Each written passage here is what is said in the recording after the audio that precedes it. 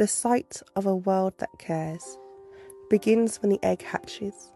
The first blades of grass reach out from the dark and into the light, when the first buds bloom into pinwheels of colour.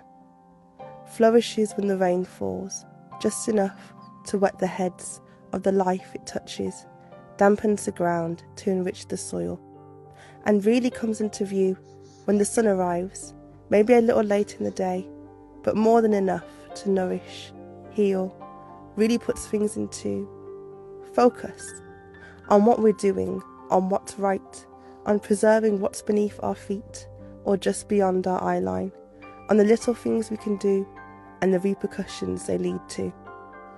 We forget that we too are creatures of the earth, easy to miss with the Wi-Fi we made that confuses the bees, with the oil we turn into plastic that's found its way into the water we drink, with everything we consume, burn, throw away, because single use means only one use, that's useful for a moment and useless for how many lifetimes to come? You just have to put it into perspective for a moment that the future we crave isn't possible without the earth we disrespect, that we've forgotten to appreciate the beauty of a world that cares because we've been too careless to respect. So let's change that. Let's think about the good times, the best of times, the times we look back on and smile, so that we can create better times, greater times, the times we can look forward to and hope for brighter days, peaceful nights, and air that's still clean enough to breathe. Breathe. Hi, I'm Heidi from Arts in Action, and I've been running the Big Green Tour for Warwickshire Libraries NPO. We've done 22 workshops across Warwickshire in lots of different situations with people aged from 3 right to about 97. We've been using reclaimed materials to create lots of different pieces of artwork, from fabric wall hangings to jelly prints to patchwork blankets and lots of other things. Hopefully you'll be able to use some of these skills to make things at home, to show that you don't need to buy new things to create. You can use fabrics that you've already got, you can use bits and bobs around the house, you can use nature things that you found in the garden to create artworks, bits of photographs, you can use old clothes to create new clothes.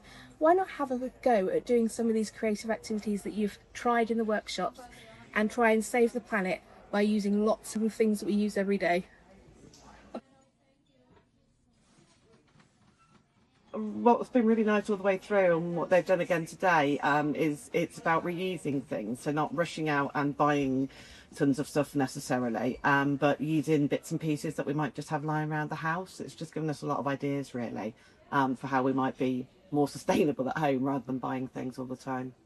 We use our local library here and there.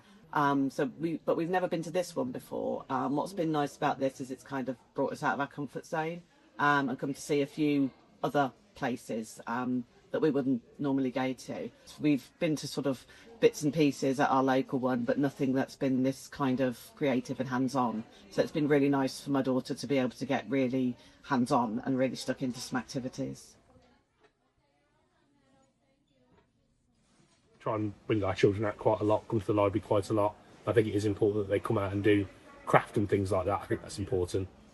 And the children really enjoy all the activities today. So let's reuse what we already have and try and help save our planet by reuse, recycle, restore and reclaiming what we have.